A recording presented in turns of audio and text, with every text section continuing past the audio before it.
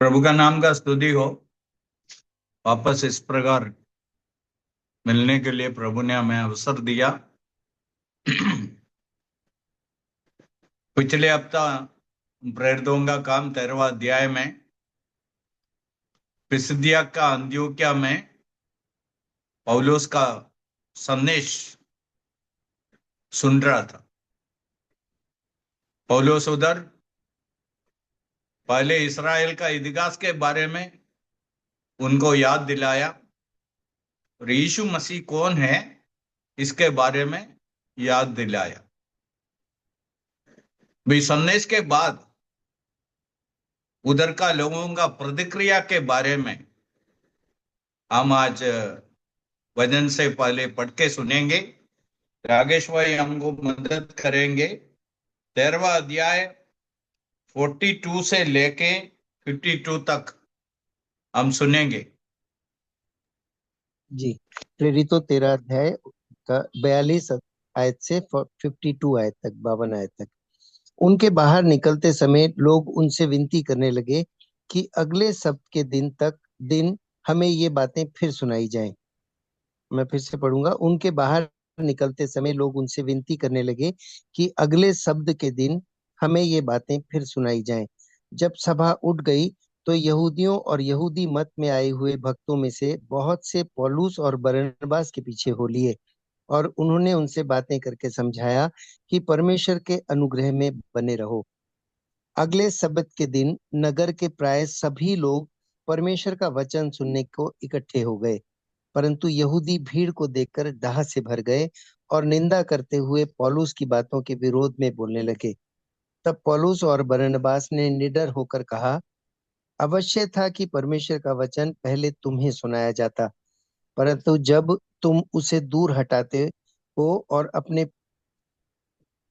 को अनंत जीवन के योग्य नहीं ठहराते, तो देखो हम अन्य जातियों की ओर फिरते हैं, क्योंकि प्रभु ने हमें यह आज्ञा दी है, मैंने तुझे अन्य जातियों की के लिए ज्योति ठहराया है, ताकि तू पृथ्वी की छोर तक उद्धार का द्वार हो। यह सुनकर अन्य जातीय आनंदित हुए और परमेश्वर के वचन की बड़ाई करने लगे, और जितने अनंत जीवन के लिए ठहराए गए थे उन्होंने विश्वास किया।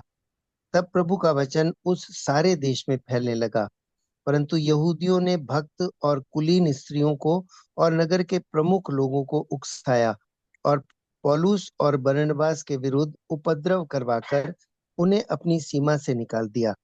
तब वे उनके सामने अपने पांवों की धूल झाड़कर इकुनियुम को चले गए और चेले आनंद से और पवित्र आत्मा से परिपूर्ण होते गए। Thank you. इधर से हम पौलुस का संदेश सुनेगा तो सुवार्ता प्रचार का संदेश में मुख्य बातें क्या होना उसके बारे में बताया। मुख्य बातें सुवार्ता का केंद्र बिंदु यीशु मसीह है। यदि यीशु के बारे में कुछ बराबर लोगों को नहीं समझाया वो सुवार्ता संदेश नहीं है। इसलिए इधर पौलुस यीशु मसीह का जन्म के बारे में, उनका पवित्र जीवन के बारे में, उनके मरण के बारे में, उनका पुनरुत्थान के बारे में और यीशु के द्वारा लोगों को क्या मिलेगा इसके बारे में समझाया। अभी 3-4 कलम में वापस पढ़ के पिछले हफ्ते हमने जो मनन किया उसके बारे में याद दिलाना चाहता हूं। 23 में 23 में हम ऐसा पढ़ते हैं, इसी मनुष्य के वंश से परमेश्वर ने प्रतिज्ञानुसार इस्राएल के लिए एक उद्धारकर्ता अर्थात यीशु को भेजा। एक उद्धारकर्ता अर्थात यीशु को भेजा। इसलिए यीशु जगत में उद्धार करने के लिए आया हुआ उद्धार करता है। यीशु के द्वारा क्या मिलेगा? लोगों को उद्धार मिलेगा। उद्धार देने के लिए आया है, बचाने के लिए आया है। उद्धार और बचाने का अर्थ यह है खतरे से छुड़ाना। मनुष्य पाप के कारण कतरे तरफ जा रहा है, नाश के तरफ जा रहा है, नरक के तरफ जा रहा है, उनको उधर से उद्धार करने का काम है यीशु मसीह का काम। यीशु उद्धारकर्ता बन के इस जगत में आया। दूसरा कलम देख लो, 26 में हम ऐसा पढ़ते हैं, ये आदरणीय भाइयों, इब्राहिम की संतानों, तुम में से जो परमेश्वर का भाई मानते हो, हमारे लिए ही ये उद्धार का वचन भेजा गया है। उद्धार का वचन, यीशु के द्वारा उद्धार का वचन का प्रचार हो रहा है। कैसा एक व्यक्ति को बच सकता है, इसके बारे में प्रचार हो रहा है। तीसरा कलम देख लो, 38 में हम ऐसा पढ़ते हैं, इसलिए हे भाइयों, तुम ये जान लो कि इसी के द्वारा पापों की क्षमा का समाचार तुम्हें सुनाया जाता है। पापों का क्षमा का सुसमाचार, कैसा मनुष्य को पाप से क्षमा पा सकता है। पाप से क्षमा का क्या जरूरत है?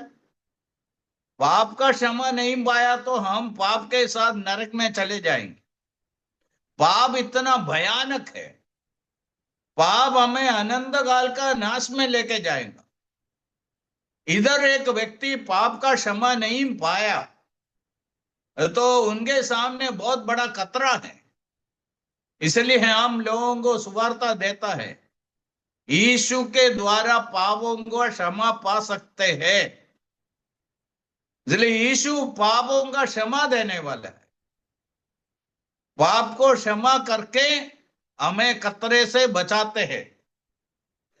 उसी आगे हम बढ़ते हैं 39 में, उसी के द्वारा प्रत्येक विश्वास करने वाला उन सब बातों से छुटकारा पाता है।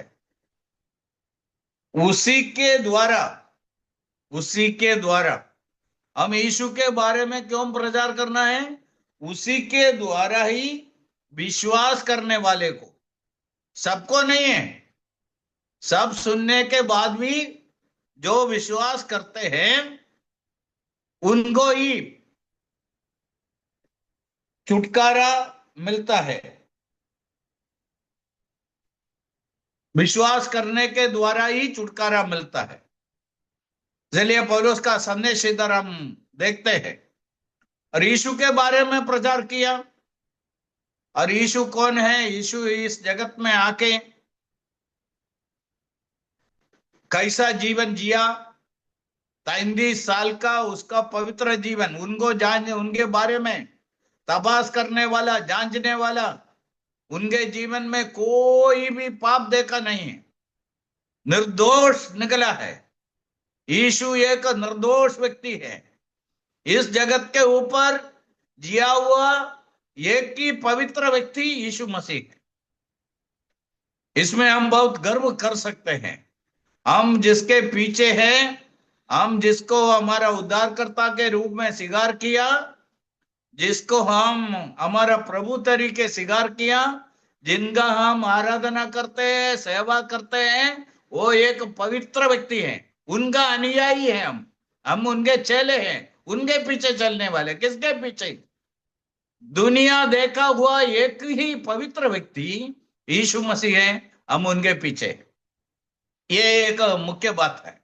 दूसरा बात है, यीशु मनुष्य का पापों के लिए मर रहा है। इसलिए पौलुस इधर यीशु मसीह का बलिदान के बारे में, उनका मरण के बारे में लोगों को सुनाया। और उधर यीशु का जीवन खत्म नहीं हुआ। बाकी सारे लोग, आज तक जितने लोग जगत में मरे हैं, सबका अंत कब्र के साथ हुआ है, मरण के साथ हुआ है, मरण के साथ इधर से निकल गया है।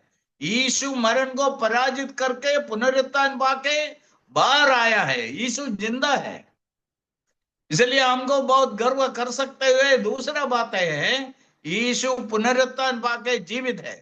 मरण को पराजित किया हुआ एक ही व्यक्ति यीशु मसीह है, जो हमारा उद्धार करता है। ये सब सुवार्ता सुनाने के बाद लोगों का क्या प्रतिक्रिया हुआ, उसके बारे में हम पढ़ते हैं। हम क्या पढ़ते हैं? 42 में हम ऐसा पढ़ते हैं, पौलुस तथा बरनबास बाहर जाने लगे तो लोगों ने उनसे अनुरोध किया कि आने वाले सप्ताह के दिन, सबत के दिन ये बातें उन्हें फिर से सुनाई जाए। और लोग ऐसा आग्रह किया, अनुरोध किया, अगले हफ्ता भी हमको ये बातें सुनाओ, हम सुनना चाहते हैं। पहला रेस्पॉन्स, लोगों के अंदर वचन सुनने के लिए भूख आ गया, लोग वचन वापस सुनना चाहता था, पहला बात। दूसरा है 43 में हम पढ़ते हैं, आराधना समाप्त हो गई तो बहुत से यहूदी तथा यहूदी मत में आए हुए भक्तों में से बहुत लोग पौलुस तथा बरनबास के पीछे चल पड़े। उधर जो इकट्ठे हुए लोग, उनमें से दो प्रकार का उनमें उनमें से दो प्रकार का लोग निकलते थे। एक है यहूदी लोग, दूसरे हैं यहूदी धर्म को स्वीकार किए हुए लोग, अन्य जाति का लोग। उन लोग यहूदी धर्म स्वीकार करके यहूदियों के जैसा ही जिया, वो मंदिर में था। उन लोग में से बहुत लोग इस बात को मान लिया, पौलुस और बरनबास के पीछे आ गया। और तीसरा बात, उन्होंने वार्तालाप करते हुए उनसे आग्रह किया, परमेश्वर के अनुग्रह में बने रहो। ऐसे आए हुए लोगों को बोला, तुम लोग प्रभु का अनुग्रह में बने रहो। मैं बार बार बहुत जगह में लोगों को पूछता हूं,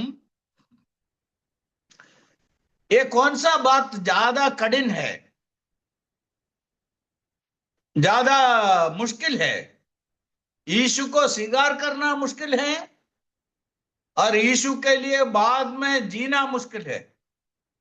सब जगह में लोग एक ही उत्तर दिया है, यीशु को स्वीकार करने के बाद यीशु के लिए इस जगह में, इस जगत में जीना बहुत कठिन है।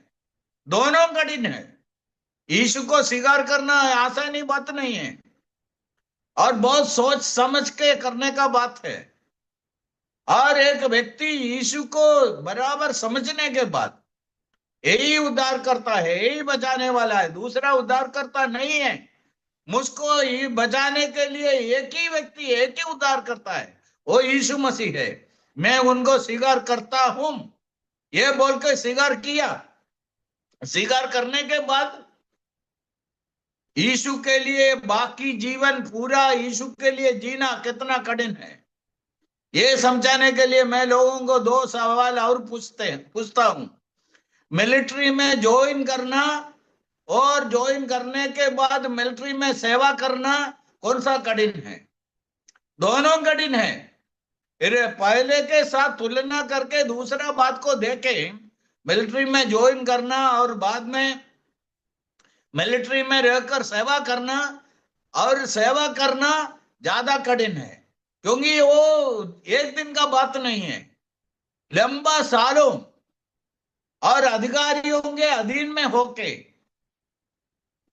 उनका आज्ञा के अनुसार जीना पड़ेगा, सेवा करना पड़ेगा, एकदम विपरीत परिस्थितियों में जाना पड़ेगा, बहुत कठिन परिस्थितियों में जाके रहना पड़ेगा। ये सब बहुत कठिन है। फिर भी लोग मिलिट्री में ज्वाइन करते हैं और मिलिट्री में सेवा करते हैं।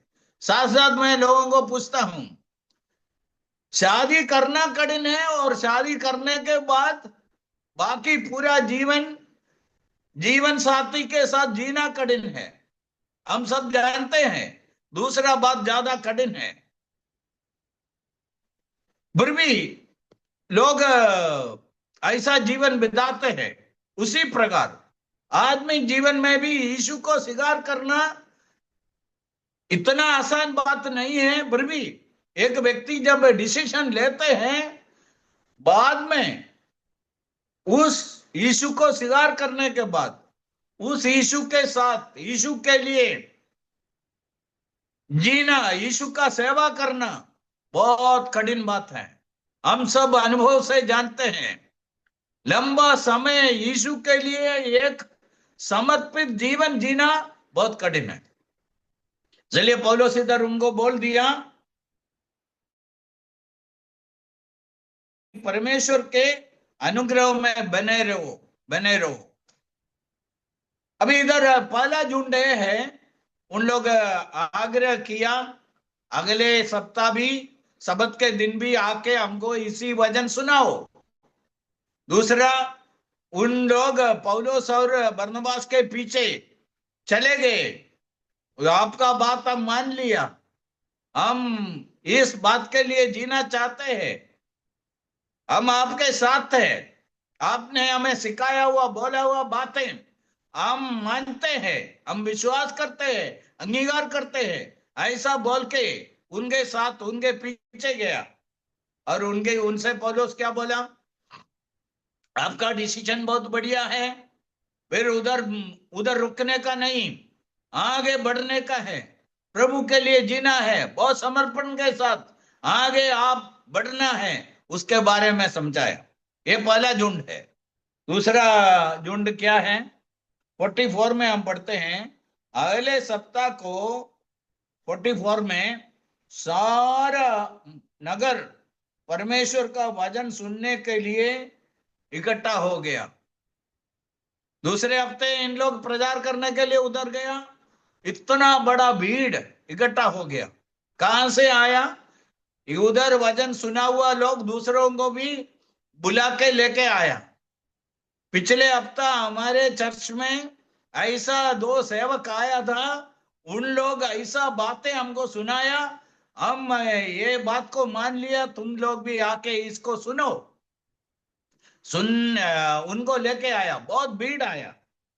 और बाद में क्या हो गया 45 में, परंतु जब यहूदियों ने भीड़ को देखा तो ईर्ष्या से भर गए, निंदा करते हुए पौलुस की कही हुई बातों को खंडन करने के लिए लगे, इधर उसका विरोध करना शुरू किया। और हम पूरा प्रेरितों का काम पढ़ेंगे तो एक बात हमको मालूम है, जहां जहां ये सुवार्ता गया उधर से 2 प्रकार का प्रतिक्रिया हुआ है। और पहला है लोग विश्वास किया, दूसरा क्या किया, कुछ लोग विरोध किया। इधर भी ऐसा ही है। अभी समझना है, सुवार्ता कहां भी पहुंचते हैं लोगों को 2 भाग बनाता है। ये सुवार्ता का असलियत है, ये सुवार्ता का स्वभाव है। सुवार्ता कहां कहां पहुंचते हैं उधर लोग 2 झुंड बन जाते हैं।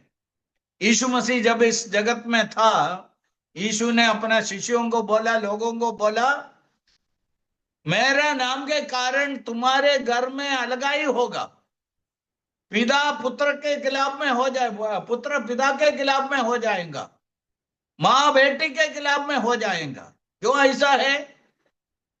और बेटा विश्वास किया, उसका बाप उसका विरोध करता है। माँ विश्वास, बेटी विश्वास किया, माँ उसका विरोध करता है। ये हर जगह में होगा।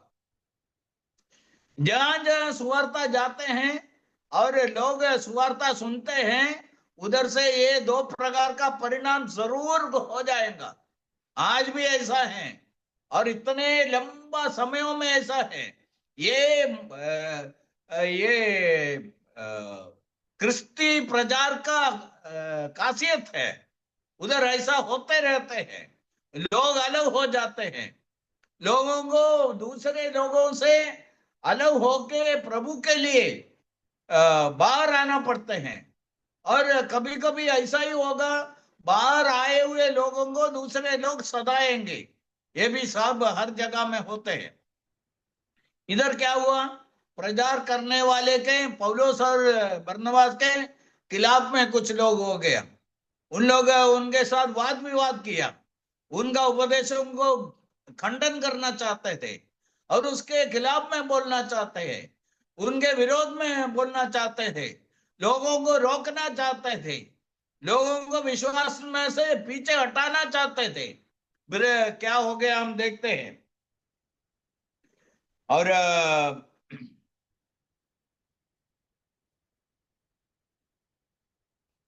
46 में इतना विरोध के समय में पौलुस का प्रतिक्रिया हम देखते हैं।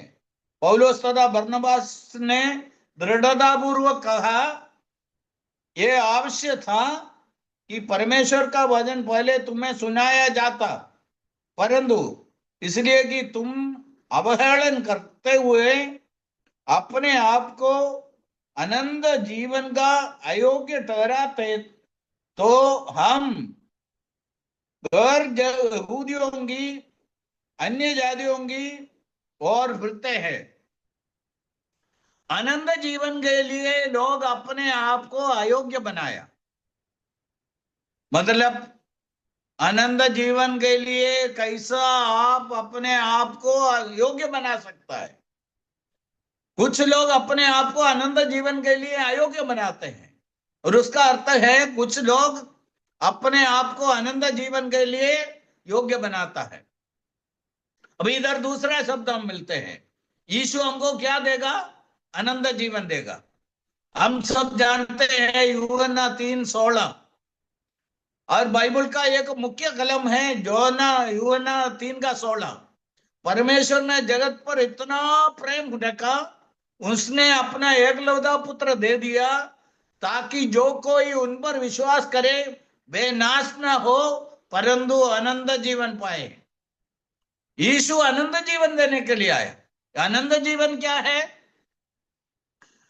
अनंत जीवन है हम ईश्वर के साथ बाकी पूरा जीवन जी सकता है, और इस दुनिया से हम जाते समय में सीधा हमको प्रभु के पास जाके अनंत काल उसके साथ जी सकता है।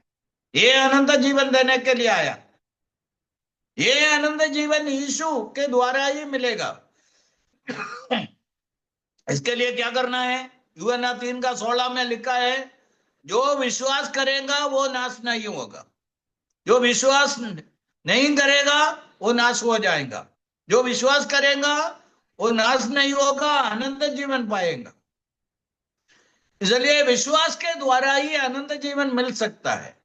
और इधर पौलुस बोलते हैं, तुम लोग, तुमको ये सब सुनने के बाद, ये समझने के बाद, तुम लोग विश्वास करने के बदले में विरोध करके अपने आप को अनंत जीवन के लिए अयोग्य बनाए। अनंत जीवन मिलने के लिए क्या करना है?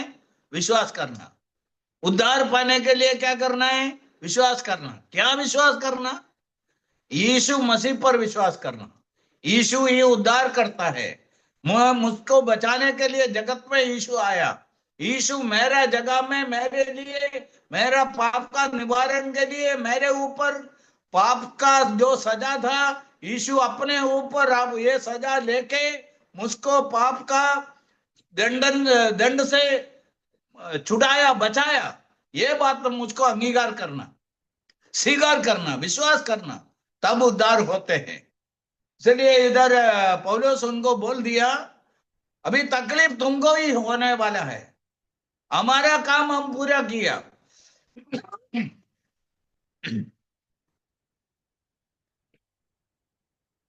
अभी तकलीफ तुमको ही है। तुम अपने आप को अनंत जीवन के लिए अयोग्य ठहराया। इसलिए हम क्या कर रहे हैं? अभी हम अन्य जातियों के पास जा रहा है, क्योंकि इधर का यहूदियों के साथ मिलते हुए अन्य जाति से आए हुए लोग दिल खोल के, हृदय खोल के उनको अंगीकार किया, उनका बातों को मानने के लिए तैयार था। इसलिए उनके पास जाके पौलुस उनको प्रचार किया। और हम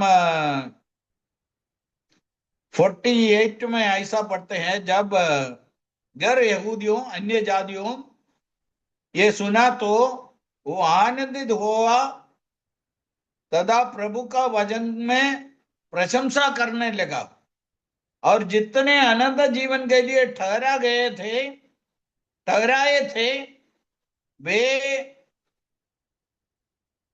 विश्वास किया। अन्य जाति का लोग, उधर है ना, वाद विवाद चल रहा था, विरोध चल रहा था। फिर पौलुस उनको बराबर जवाब दिया, अभी हम यहूदियों को प्रचार करने के बदले में तुमको अनंत जीवन के लिए अयोग्य बनाया। इस कारण से हम तुमको छोड़ देते हैं और हम अन्य जातियों के पास जा रहा है। ये जब अन्य जाति का लोग सुना, उन लोग बहुत आनंदित हो गया। उन लोग पौलुस का बात को मान लिया, स्वीकार किया, और बहुत लोग विश्वास किया। और साथ साथ 49 में हम पढ़ते हैं, प्रभु का वचन पूरे क्षेत्र में फैलता चला गया। और विरोध करने के बाद भी प्रभु का वचन पूरा क्षेत्र में फैलता चला गया। अभी सुवार्ता इस दुनिया में विरोध के बीच में ही होता है। कुछ लोग इसका विरोध करेंगे, उसी समय कुछ लोग इसको अंगीकार करेंगे, स्वीकार करेंगे। आज तक जगह जगह सुवार्ता का प्रचार हुआ, उधर ये दोनों प्रतिक्रिया हुआ है। अभी कुछ लोग हमको ऐसा पूछेंगे, ये सुवार्ता क्यों प्रचार करने का है? ये सारे मनुष्यों के लिए है। यीशु सारे लोगों के लिए आया। यीशु जगत का उद्धार करता है। यीशु यहूदियों को बचाने के लिए नहीं आया। यीशु क्रिस्ती धर्म स्थापना करने के लिए नहीं आया। यीशु पापियों को बचाने के लिए आया। यीशु सबका उद्धारकर्ता बन के आया है। इसलिए हमको सबको यह बताना पड़ेगा। आज भी हम समझते हैं ऐसा विरोध होते हैं, और सुवार्ता का ये दोनों प्रतिक्रिया हम देख सकते हैं। आज भी कुछ लोग इतना विरोध के बीच में सत्य को समझ के, यीशु को पहचान के, यीशु को स्वीकार करके आगे आने के लिए तैयार हो जाते हैं। ये हमको बहुत अचंभित करने वाला बात है, हिम्मत करता है। उन लोग विरोध को सामना करना चाहते हैं, क्योंकि उन लोग सत्य को जाना है, सत्य के लिए खड़ा होना चाहते हैं। उन लोग समझ लिया सच में यीशु मसीह कौन है। और हम धर्म परिवर्तन का बात नहीं करते हैं, हम धर्म का प्रचार नहीं करते हैं, हम यीशु का प्रचार करते हैं। मैं कई बार आज भी कुछ लोगों को बताया, Christian religion and Jesus Christ are two different things. क्रिस्ती धर्म और यीशु मसीह दोनों अलग है। क्रिस्ती धर्म कुछ मनुष्यों ने बनाया है। यीशु मसीह सारा जगत का उद्धारकर्ता बन के आया है, क्रिस्ती धर्म बनाने के लिए नहीं आया है। ये लोगों को आज भी समझना है। अब जब यहूदी लोग विरोध किया, पौलुस उनको सीधा बोल दिया, तुम लोग अभी आनंद जीवन के लिए अपने आप को अयोग्य बनाया, हम जा रहे हैं, हम अभी इधर से एक नया मोड़ लेते हैं, हम यहूदियों अन्य जातियों के पास जाता है। जब अन्य जाति का लोग सुन लिया, उन लोग दिल खोल के पौलुस को स्वीकार किया, प्रभु का वचन को स्वीकार किया, और ये वचन सुनने के लिए तैयार हो गया। और हम देखते हैं और विरोध हो गया, यहूदियों का विरोध हुआ है। क्या कैसा हुआ? हम उधर पढ़ते हैं 50 में, परंतु यहूदियों ने भक्त एवं कुलीन स्त्रियां शहर के प्रमुख व्यक्तियों को भटकाया और पौलुस तथा बरनबास के विरुद्ध उपद्रव करवा कर उन्हें अपनी सीमा के बाहर निकाल दिया। और जब ये यहूदी लोग देख लिया, उन लोग विरोध करने से लोग विश्वास करने में रुक नहीं जाता है, लोग और विश्वास करता है, और ये संदेश को लोग स्वीकार करते हैं। फिर क्या किया? और उन लोग ऐसा कुछ षड्यंत्र बनाया और पौलुस और बरनबास को अपने सीमा के बाहर, अपने देश से बाहर निकाल दिए। फिर निकालने के बाद क्या हो गया देख लीजिए। 52 में हम पढ़ते हैं, चेले आनंद और पवित्र आत्मा से निरंतर परिपूर्ण होते गए। और पौलुस और बरनबास चला गया, फिर उधर विश्वास किए हुए लोग कैसा गया, आनंद तथा पवित्र आत्मा से निरंतर परिपूर्ण होते गए। देखो, जो व्यक्तियों सच्चाई जाना है उन लोग सच्चाई के लिए खड़े रहेंगे और उनको विरोध नहीं कर सकता है, क्योंकि उन लोग उधर का लोग है, उस देश का लोग है। इसलिए उन लोग विश्वास किया हुआ बातों के लिए बहुत आनंद के साथ और पवित्र आत्मा का शक्ति के साथ निरंतर खड़े रहा, ये हम देखते हैं।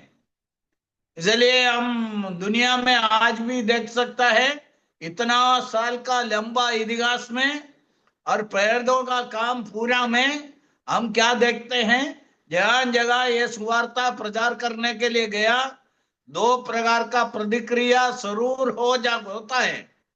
ये कहे, लोग इसको मानता है, अंगीकार करता है, इस सुवार्ता के लिए ईश्वर को धन्यवाद देते हैं। उन लोग ये सुवार्ता को दिल खोल के स्वीकार करते हैं, यीशु को अपना तारनहार के रूप में स्वीकार करते हैं। दूसरा लोग क्या करते हैं, इसका विरोध करते हैं। और आज तक चर्च का सुवार्ता प्रचारक का इतिहास यही है। आज जो घटनाएं हमारे देश में हो रहा है, इससे हम अचंभित नहीं होना, हम डरना नहीं, निरुत्साह नहीं होना है, क्योंकि ये पूरा इतिहास ऐसा ही है। इसलिए लोग इसका विरोध करें ना करें, हमारा कर्तव्य है, हमारा जिम्मेदारी है, हमारा भाग्य है ये सुवार्ता दूसरों के पास लेके जाना। इधर हम देखते हैं, पौलुस उधर पहुंचने के बाद बहुत लोग, यहूदियों से भी आया, बाकी अन्य जातियों से बहुत लोग विश्वास किया। इसलिए कुछ लोग सुवार्ता को बराबर पहचानेंगे, जानेंगे और अंगीकार करेंगे, विश्वास करेंगे और उसके लिए जिएंगे, उसका आगे भी प्रचार करते ही रहेगा। ये मंडली का इतिहास है, ये चर्च का इतिहास है। और सुवार्ता का प्रचार विरोध के बीच में ही हुआ है, कुछ लोग विरोध करने वाला ही होगा। जब तक उन लोग सच्चाई न समझे तब तक विरोध करते ही रहेगा। उन लोग समझते हैं, आज भी बहुत लोग ऐसा समझते हैं, ये दूसरा धर्म का प्रचार है। अरे मैं इधर आपको समझाना चाहता हूं, हम धर्म का प्रचार नहीं करते हैं। क्रिस्ती धर्म दूसरे धर्मों से अच्छा नहीं है। बाकी धर्मों के अंदर जो कुछ हम देखते हैं, क्रिस्ती धर्म के अंदर भी देख सकते हैं। क्रिस्ती धर्म कुछ लोग गलत उद्देश्य के साथ बनाया है, और यीशु अलग है। हम यीशु का प्रचार करते हैं, यीशु को लोग जानना है, क्योंकि यीशु उनका भी उद्धार करता है। यीशु केवल हमारा उद्धार करता नहीं है, यीशु जगत का उद्धार करता है। ये उद्धार का वचन लोगों को पहुंचाना हमारा काम है। यीशु उद्धार करता है, यीशु सारा जगत का उद्धार करता है। सारा जगत के लिए एक ही उद्धार करता है, वो यीशु मसीह है। उनको प्रचार करना है। इधर विरोध के बीच में प्रचार करने से क्या फायदा हुआ वो हम देखते हैं। प्रभु का धन्यवाद हो। उस जमाने में ये सुवार्ता लेके जाने के लिए और सुवार्ता का प्रति कई प्रकार का विरोध सहने के लिए, दुख सहने के लिए, पीड़ा सहने के लिए ये पौलुस और उनका टीम तैयार हुआ। वर्तमान में आज भी ऐसे बहुत लोग बहुत विरोध के बीच में प्रभु का साक्षी होके जी रहा है, उनके लिए हम प्रभु को धन्यवाद देते हैं। हम आगे भी हिम्मत बांध के ईश्वर का अच्छा साक्षी होके यीशु का बराबर प्रचार करके लोगों को यीशु को परिचय करा के आगे बढ़ने के लिए प्रभु हम सबको मदद करे। प्रभु का आशीष इस वचनों के ऊपर हो जाए। प्रभु का नाम का महिमा हो।